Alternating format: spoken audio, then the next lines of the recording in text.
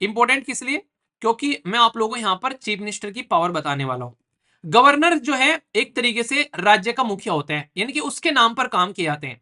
कोई भी बिल होगा गवर्नर के नाम पर होगा, पर लेकिन वो बिल कौन लेकर आएगा? वो लेकर आएगा चीफ मिनिस्टर, यानी कि गवर्नमेंट लेकर आएगी। यहाँ पर चीफ मिनिस्टर को हल्के में मत लेना, बहुत ही इंपॉर्टेंट पोस्ट आप लोगों को देखने को मिलती है और बाकायदा संविधान के अंदर भी इसके बारे में लिखे हुए हैं आर्टिकल आर्टिकल 163। अगर आप लोग यूपीएससी की तैयारी कर रहे हैं और आप लोग स्टेट पीसीएस की तैयारी कर रहे हैं तो इस बात को अपने माइंड में क्लियर कर लीजिए। इंपॉर्टेंट किस लिए? क्योंकि मैं आप लोगों को यहाँ पर चीफ मिनिस्टर की पावर बताने वाला हूँ। ठीक है, पॉलिटी के अंदर में ये पूरा चैप्टर होगा आप लोगों का, मैं आप लोगों को डिटेल में यहाँ पर समझाऊंगा कि भाई साहब अभी फिलहाल के टाइम पर महाराष्ट्र हमारे देश के अंदर में एक ऐसा राज्य है जहां पर चीफ मिनिस्टर को लेकर बवाल हो रहा था कि चीफ मिनिस्टर कौन बनेगा। ठीक है, तो अभी ये कंफर्म हो गया है कि जो देवेंद्र फडणवीस है यहाँ पर वो चीफ मिनिस्टर यहाँ पर बनने वाले हैं। वो एज ए महाराष्ट्र के मुख्यमंत्री के तौर पर यहाँ पर एक ओथ लेने वाले हैं। लोकजाम लगा हुआ था, मतलब समझ में नहीं आ रहा था किसको बनाए, पर लेकिन ये अभी टूट गया है लोकजाम एक तरीके से। अब यहाँ पर ये क्लियर हो गया कि भाई ये इंसान जो है वो चीफ मिनिस्टर बनेगा। ठीक है, आखिर चीफ मिनिस्टर जो है उसको इतने इंटरेस्टिंग तरीके से हम लोग क्यों देखते हैं? क्योंकि जिस तरीके से आज के डेट में हमारे देश के अंदर में सेंट्रल लेवल पर आप लोग को देखने को मिलता है, कौन है सेंट्रल लेवल पर है? एक साइड में है प्रेसिडेंट और दूसरी साइड में है प्राइम मिनिस्टर। सेम सिस्टम हमारे देश के अंदर में स्टेट लेवल पर देखने को मिलेगा। आप लोगों को प्रेसिडेंट की जगह हो जाएंगे गवर्नर और यहां पर प्राइम मिनिस्टर की जगह हो जाता है चीफ मिनिस्टर। तो अगर पॉलिटी की किताब आप लोग पढ़ने बैठो, मैंने जब पॉलिटी आप लोग की कवर कराई थी बेसिकली, तो मैंने आप लोगों ने ध्यान दिया होगा मैंने दोनों चैप्टर जो है वो एक साथ में कंप्लीट करा दिए। ठीक है, प्रेसिडेंट के साथ में गवर्नर निपटा दिया और प्राइम मिनिस्टर के साथ में चीफ मिनिस्टर निपटा दिया। इससे फायदा क्या होता है कि डबल डबल मेहनत करने की आप लोगों को जरूरत नहीं पड़ती है। यूपीएससी के साथ में स्टेट पब्लिक सर्विस कमीशन निपटा दिया।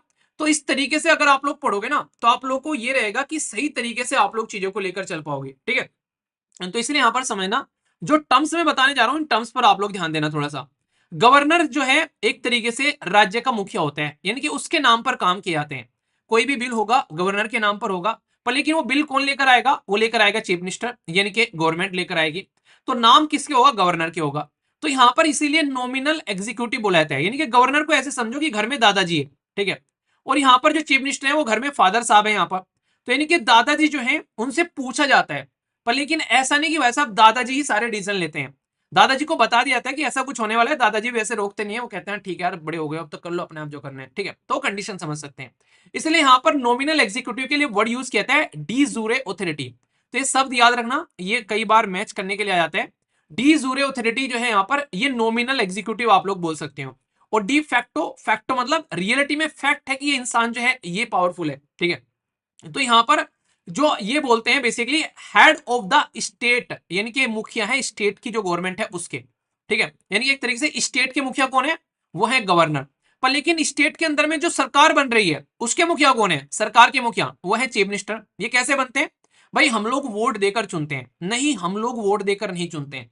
हम लोग वोट देते हैं एमएलए को, मेंबर ऑफ लेजिस्लेटिव असेंबली, ना कि हम लोग वोट देते हैं यहाँ पर अपने भाई साहब सीएम को। हम लोग एमएलए को वोट देते हैं और फिर ये सारे एमएलए होते हैं जिनको आप लोग विधायक बोलते हैं, हमारे चचा विधायक हैं, ये सारे विधायक इकट्ठे होकर हमारा चीफ मिनिस्टर चुन लेते हैं कि भाई ये इंसान जो है ये हमारा चीफ मिनिस्टर बन गया।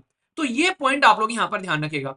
तो जो चीफ मिनिस्टर होता है यहाँ पर, ये एक बार अगर आप लोगों ने मान लीजिए वोट दे दी इंसान को, वो आ गया, तो भाई साहब वो चीफ मिनिस्टर जो है वो ऐसा नहीं है कि वो अपने आप ही बोल देगा कि मैं चीफ मिनिस्टर बन जाऊंगा। नहीं, सारी पॉलिटिकल पार्टी यहां पर आती है जीतकर। तो फिर यहां पर गवर्नर के हाथ में ही ये पावर होती है, वो पूछता है सबसे ज्यादा वोट किसको मिली है? भाई मुझे मिली है। तो भाई साहब ठीक है, तुम अपना चीफ मिनिस्टर का कैंडिडेट भेजो, कौन होगा तुम्हारा? तो चीफ मिनिस्टर जो है वो इलेक्टेड नहीं होते हैं, याद रखना, ये क्वेश्चन पूछा जा चुका है इवन इंटरव्यू के अंदर भी। ना ही प्राइम मिनिस्टर इलेक्टेड होते हैं, ये दोनों के दोनों क्या होते हैं? ये अपॉइंटेड होते हैं। Chief minister appointed by the governor under article 164 संविधान में लिखा हुआ है। अगर आप लोगों को बोल देना कि चीफ मिनिस्टर जो है वो इलेक्टेड होता है, तो आप लोग बिल्कुल वहां पर क्वेश्चन का आंसर गलत कर दिया इसका मतलब। क्योंकि अपॉइंटमेंट चीफ मिनिस्टर का जो अपॉइंटेड होता है वो बेसिकली इलेक्शन के बारे में जो बात कर रहे हैं, वो इलेक्शन आप लोग विधायक का कर रहे हो, यानी कि मेंबर ऑफ लेजिस्लेटिव असेंबली का कर रहे हो आप लोग, विधायक का, एमएलए का, ना कि चीफ मिनिस्टर का। यहां पर जो चीफ मिनिस्टर आ गया उसका अपॉइंटमेंट होता है एज ए यहां पर बेसिकली चीफ मिनिस्टर जो कि एमएलए आता है। तो ये चीजें आप लोग समझ सकते हैं। ठीक है, तो ध्यान रखना यहाँ पर, ये बहुत ही इंपॉर्टेंट चीजें हैं जो आप लोग यहाँ पर याद रख सकते हैं। ठीक है, गवर्नर किस तरीके से यहाँ पर रखता है, पर लेकिन गवर्नर जो है ऐसा नहीं कि अपने हिसाब से किसी को भी अपॉइंट कर सकता है। ठीक है, क्योंकि यहाँ पर अपने हिसाब से किसी को अपॉइंट नहीं करेगा, यहाँ पर उसके हाथ में पावर तो है नहीं है। अगर ऐसा होता तो वो अपने जानने वाले को अपॉइंट कर देता भाई अपने हिसाब से। यहाँ पर इंपॉर्टेंट क्या है कि वो मेजोरिटी वाली पार्टी को बुलाएगा कि भाई तुम में से कौन जीत कर आया है, पहले मेरे सामने आ जाओ। अब पहले वाला आ गया भाई एक्स पार्टी, वो कहने लगा कि मैं हूं। उसने कहा ठीक है तो अपनी पार्टी बना और फिर मेजोरिटी दिखा, फ्लोर पे जाके डांस कर। मतलब भाई तब तू जा अपनी जो बेसिकली स्टेट की असेंबली यानी कि विधानसभा के अंदर में, और दिखा कि तेरे पास में मेजोरिटी की भाई साहब कितने लोग हैं तेरे पास में। तो उसको फ्लोर टेस्ट बोलते हैं। फ्लोर टेस्ट मतलब डीजे पे जाके डांस कर और दिखा कि तेरे साथ में कितने हैं। भाई साहब अगर उसने डांस अच्छा कर दिया, उसके पास में मेजोरिटी की बात आ गई तो अच्छी बात है। पर लेकिन अगर मेजोरिटी नहीं आई तो भाई साहब फिर यहां पर ये दूसरी पार्टी को बोलेगा क्यों, वो तो डांस से फेल हो गया, तुम डांस करोगे। वो कहते हैं हाँ हम डांस करेंगे। अब फिर इनसे डांस करवाएगा। तो भाई साहब अगर ये यहाँ पर आगे तो भाई तुम चीफ मिनिस्टर बना लो। अगर ये भी नहीं बनाएंगे यहाँ पर तो फिर तीसरे को बुलाएगा। अगर कोई भी डांस नहीं करेगा तो ये कहेगा चलो फिर से इलेक्शन करवाते हैं। तुमने तो यार अच्छा मतलब मूड खराब कर दिया, मुझे लगा तुम डांस कर लोगे अच्छे से। तो अगर no party in clear majority, तब यहां पर गवर्नर के हाथ में पावर आ जाती है। तब वो अपनी डिस्क्रिशन यानी कि अपनी बुद्धि का इस्तेमाल कर सकता है। ठीक है, तो यहाँ पे लार्जेस्ट पार्टी या फिर कोalition को यहाँ पर वोट ऑफ कॉन्फिडेंस के लिए बोल सकता है हाउस में कि विद इन 1 मंथ जो है आपस में मिल मिलाकर अगर काम कर लोगे सही है, नहीं तो मैं डिक्लेयर कर दूंगा कि कोई भी डांस करने लायक नहीं है, इनकी और प्रैक्टिस करवाओ। तो फिर से तुमको जो है इलेक्शन के जोन में ढकेल दिया जाएगा अगर कोई भी यहाँ पर पॉलिटिकल पार्टी जो एक तरह डेड लॉक की कैटेगरी में आ जाती है। ठीक है, तो ये चीजें आप लोग यहाँ पर समझ सकते हो। तो बहुत ही इंपॉर्टेंट है यहाँ पर जो एक तरीके से चीफ मिनिस्टर की पावर है, ये आप लोग यहाँ पर याद रखना। अच्छा मिर्जापुर सीरीज याद है। हाँ हाँ बिल्कुल सही सही पकड़े हैं भैया जी। तो यहाँ पर चीफ मिनिस्टर को हल्के में मत लेना, बहुत ही इंपॉर्टेंट पोस्ट आप लोगों को देखने को मिलती है। और बाकायदा संविधान के अंदर भी इसके बारे में लिखे हुए आर्टिकल आर्टिकल 163 क्या बोलता है कि council of minister to the aid and advice to the governor. मतलब कोई बोले काउंसिल ऑफ मिनिस्टर के बारे में कहां पर लिखा हुआ है स्टेट के बारे में, तो आर्टिकल 163 में लिखा हुआ है।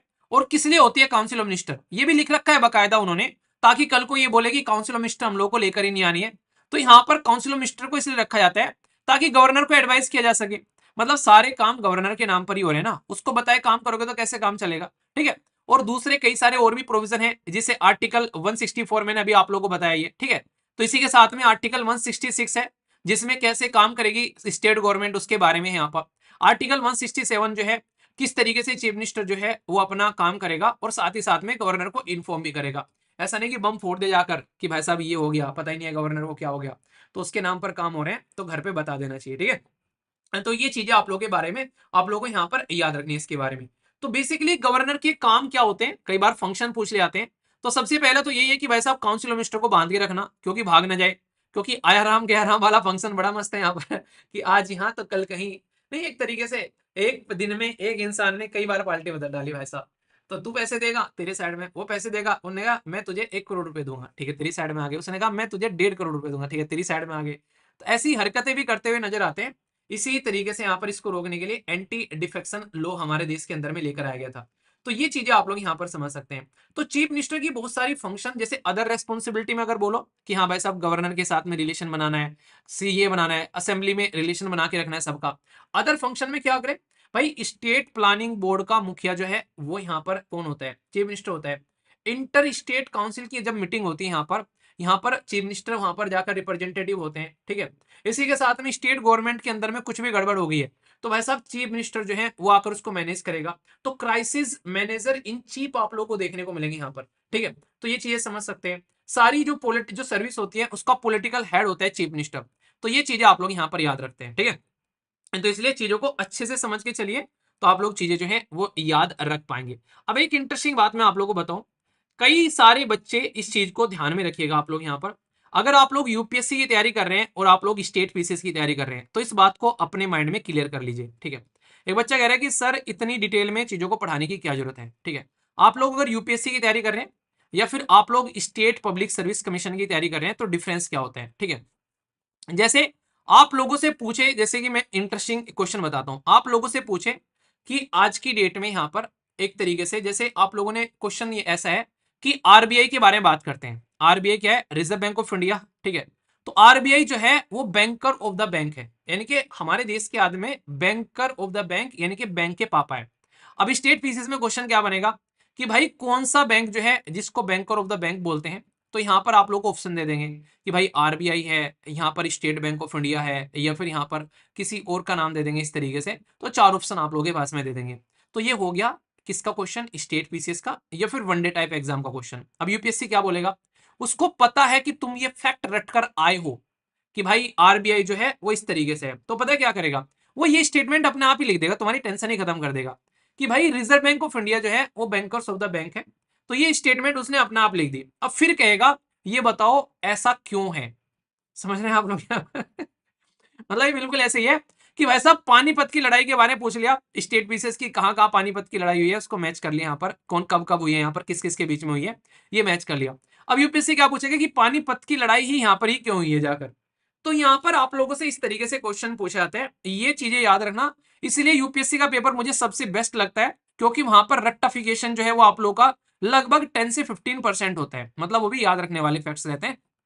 बाकी का सारा जो है बुद्धि का यूज कर कर आप लोग वहां पर अच्छे से उस चीज का आंसर दे सकते हो।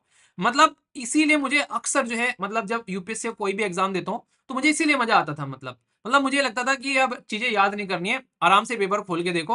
तो मतलब आप लोग एक तरीके बुद्धि का इस्तेमाल कर बहुत सारे क्वेश्चन सोल्व कर आप लोग लगाकर यहाँ पर चले जाओगे। ठीक है, तो ये चीजें आप लोग यहाँ पर समझ सकते हैं बिल्कुल ऐसे। जैसे इंडस वैली सिविलाइजेशन के बारे में बात करो आप लोग यहाँ पर, तो इंडस वैली सिविलाइजेशन जो है यहाँ पर उसके बारे में नॉर्मली फैक्ट पूछ रहे हैं आप लोगों से स्टेट पीसेस के अंदर में कि इंडस वैली सिविलाइजेशन में क्या था, किस खुदाई फलान ढिमकाना, 70 चीजें पूछ लेंगे।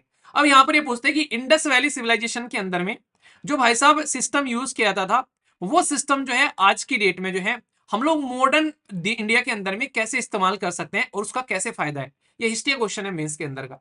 तो आप लोग ये कब आंसर दे पाओगे, इनका आंसर तब दे पाओगे जब आप लोग इस चीज को समझोगे कि हाँ ये चीजें कैसे हैं, इसका सही इस्तेमाल आप लोग समझोगे। तो ये चीज आप लोग रखना, ठीक है। तो बहुत ही बेसिक है, इंपॉर्टेंट है, इसको आप लोग ध्यान रखना। और क्वेश्चन क्या यहाँ से बन जाते हैं प्राइम मिनिस्टर के बारे में, जैसे मैंने बातें की इस तरीके से चीफ मिनिस्टर के बारे में। तो 2012 में प्राइम मिनिस्टर के बारे में आप लोगों से क्वेश्चन पूछा था कि प्राइम मिनिस्टर ऑफ इंडिया जो है यहाँ पर उसके बारे में अपॉइंटमेंट के बारे में बात कर ली थी। तो हो सकता है कल को चलकर यहाँ पर चीफ मिनिस्टर की अपॉइंटमेंट के बारे में क्वेश्चन आप लोगों से पूछ लिया जाए। ठीक है, तो आप लोगों से ये एनडीए, सीडीएस, यूपीएससी या स्टेट पीसीएस में क्वेश्चन बन जाते हैं। तो इसका आंसर आप लोगों को ए देखने को मिलेगा, तो इसको आप लोग अटेम्प्ट करिएगा। ठीक है, तो ये था पूरा का पूरा आर्टिकल, तो कोई भी डाउट इसको लेकर नहीं होना चाहिए। पर ये दो टर्मिनोलॉजी मैंने आप लोगों को बताई है, इनको आप लोग बिल्कुल माइंड में क्लियर रखना।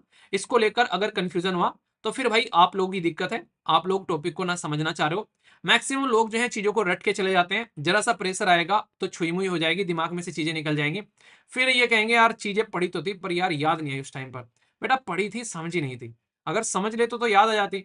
तो बुद्धि जो है वो समझने में लगाओ, ना कि रटने में आप लोगों को लगानी है। ठीक है, समझ में आ गई चीजें। चलिए ये था बेसिक, आई होप कि आप लोगों के माइंड में इसको लेकर क्लैरिटी आ गई होगी।